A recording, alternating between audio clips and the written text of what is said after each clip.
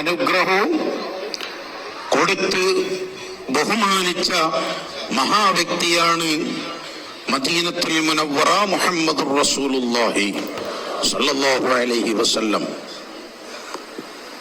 റബീഉൽ അവ്വൽ മാസം വരുമ്പോ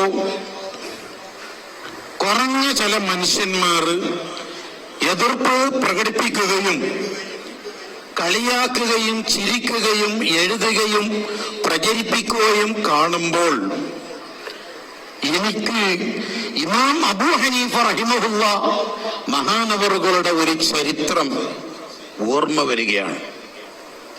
ഇമാം അബൂ ഹനീഫ റഹിമഹുല്ലാഹ് ഒരു സ്ഥലത്ത് ഇങ്ങനെ ഇരിക്കുമ്പോൾ കുറച്ച് കുട്ടികൾ അവിടെ പന്ത് കളിക്കുന്നുണ്ട്.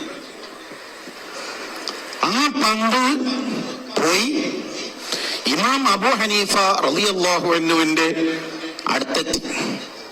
അപ്പോ ഈ പന്ത് അവിടെ ചെന്ന് എടുക്കാൻ ഒരു കുട്ടിക്കും ധൈര്യമില്ല. ഒരൊറ്റ കുട്ടി പന്തെടുക്കാൻ വേണ്ടി അങ്ങോട്ട് പോന്നില്ല. ആർക്കും ധൈര്യമില്ല. അതിൽപ്പെട്ട ഒരു കുട്ടി ഞാൻ എടുത്തു തരാം ആ പന്ത് എന്ന് പറഞ്ഞ് ഓടുകയും ആ പന്ത് തിരികെ കൊണ്ടുവരികയും ചെയ്തപ്പോൾ ഇമാം അബൂ ഹനീഫ റളിയല്ലാഹു അൻഹു അപ്പ പറഞ്ഞ ഒരു വാക്കാണ് ആ കുട്ടിയെ പറ്റി. ആ കുട്ടി അവന്റെ തറവാടിന് എന്തോ ഒരു കുഴപ്പം ഉണ്ട്,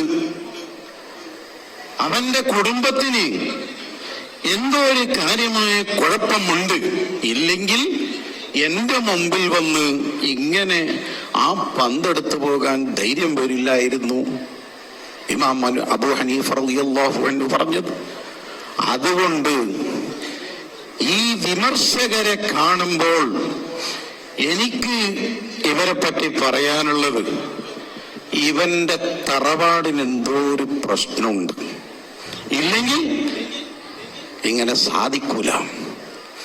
അല്ലാഹ് ബഹുമാനിച്ച്, മലക്കുകളെ ബഹുമാനിച്ച്, എല്ലാ സർവ്വ അമ്പിയാക്കളും ഔലിയാക്കളും സാലിഹീങ്ങളും അയിമ്മത്തും എല്ലാ ഉലമാക്കളും ഖിയാമം നാൾ വരെ വരുന്ന സർവ്വ ഔലിയാക്കളും പണ്ഡിതന്മാരും മുഅ്മിനീങ്ങളായ ആളുകളും ബഹുമാനിക്കുകയും ആദരിക്കുകയും വാഴ്ത്തുകയും ചെയ്യുമ്പോൾ അതിൽപ്പെട്ട കുറച്ചാളുകൾക്ക് മാത്രം ഇത് പറ്റൂല എന്ന് പറയുമ്പോൾ എന്തോ ഒരു കുഴപ്പം ഇവന്റെ തറവാടിലുണ്ട് എന്നാണ് എനിക്ക് സാന്ദർഭികമായിട്ട് ഉണർത്താനുള്ളത്.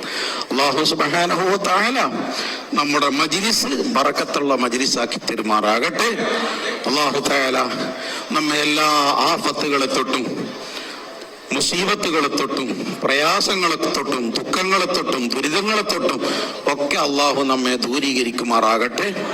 അള്ളാഹു ദീർഘായുസ്സും